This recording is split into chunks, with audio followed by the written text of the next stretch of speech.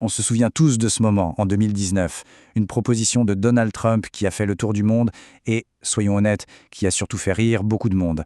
L'idée d'acheter le Groenland, ça semblait complètement surréaliste. Mais derrière cette idée en apparence absurde, que se cache-t-il vraiment? La date, c'est le 16 août 2019. La nouvelle tombe. Et là, les titres des journaux, c'est un festival. Entre l'incrédulité et la moquerie, personne n'a vraiment pris ça au sérieux. C'était juste une excentricité de plus, une boutade, vite classée sans suite. Et pourtant, avance rapide de quelques années, et là, surprise. Le ton a radicalement changé. Plus personne ne rit. Au contraire, cette idée, autrefois jugée folle, révèle aujourd'hui une logique géopolitique froide, implacable. Alors que s'est-il passé pour qu'on assiste à un tel revirement? Pour y voir plus clair, il faut d'abord revenir à la base.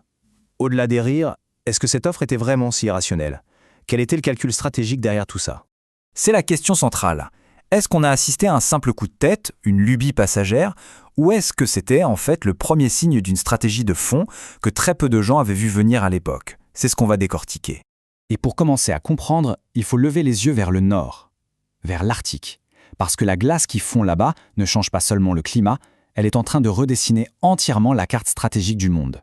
La perception de l'Arctique a complètement basculé. Hier, c'était une barrière, un immense désert gelé. Aujourd'hui, cette barrière est en train de fondre et de devenir une autoroute. Une super autoroute maritime mondiale qui ouvre des routes commerciales et stratégiques totalement inédites. Et ça change absolument tout. Et au cœur de cette nouvelle géographie, il y a une pièce maîtresse, le Groenland. Sa position en fait le verrou, le gardien de l'Atlantique Nord. En clair, celui qui contrôle le Groenland a une influence directe sur ces nouvelles routes maritimes qui sont en train de devenir vitales. Passons maintenant de la géographie à l'économie. Parce que sous cette gigantesque couche de glace se cache un trésor qui attise, et c'est peu de le dire, toutes les convoitises. Ce trésor, ce sont les fameuses terres rares, 17 éléments chimiques qui sont tout simplement indispensables à notre monde moderne. On en trouve dans nos téléphones, nos voitures électriques, mais surtout, et c'est là le point crucial, dans les technologies de défense les plus sophistiquées. Pensez missiles, avions de chasse, systèmes de guidage. Le problème, le voici. Regardez bien ce chiffre. Pour les aimants permanents, un composant essentiel de ces technologies de défense, l'Occident dépend à 92% de la Chine. 92%. C'est une vulnérabilité stratégique absolument colossale qui donne des sursfroids aux planificateurs du Pentagone. Alors, pour Washington, la solution saute aux yeux. Le Groenland, avec ses gisements massifs de terres rares, c'est la Vaca Muerta du Nord. L'analogie avec l'immense gisement de schiste argentin est parlante. C'est un atout géant capable de garantir une autonomie stratégique pour les décennies à venir. On comprend donc que l'enjeu va bien au-delà d'un simple avantage économique. Pour les États-Unis, contrôler ces ressources est devenu une question de survie industrielle et par extension de sécurité nationale. C'est aussi simple que ça. Évidemment, les États-Unis ne sont pas les seuls à avoir compris l'enjeu. Une nouvelle course pour le contrôle de l'Arctique est bel et bien lancée, avec des concurrents très déterminés.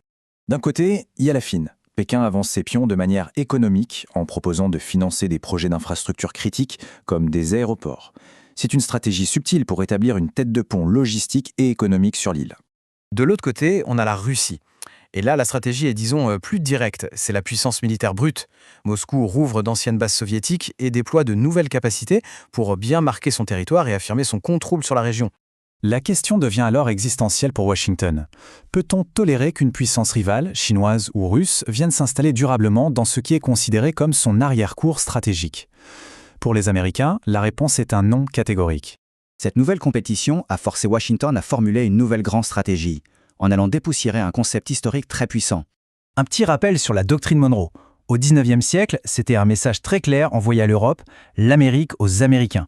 En gros, pas d'ingérence européenne sur le continent. C'est notre zone d'influence. Aujourd'hui, on assiste à la naissance d'une version 2.0, une doctrine Monroe pour l'Arctique. Le principe est exactement le même, mais appliqué à la nouvelle géographie. L'Arctique nord-américain est une sphère d'intérêt vital pour les États-Unis, et toute présence rivale y sera combattue. Et on se retrouve face à un conflit de logique fondamental. D'un côté, le Danemark défend légitimement sa souveraineté sur son territoire. De l'autre, les États-Unis invoquent un impératif de sécurité nationale qui, dans leur perspective, prime sur absolument tout le reste. C'est un choc frontal entre deux visions a priori irréconciliables.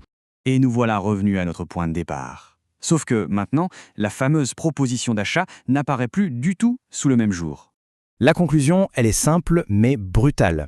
Dans le monde actuel, qui se fragmente et où la compétition entre grandes puissances fait son grand retour, Le contrôle physique des territoires et des matières premières redevient la seule et unique assurance de pouvoir et de souveraineté.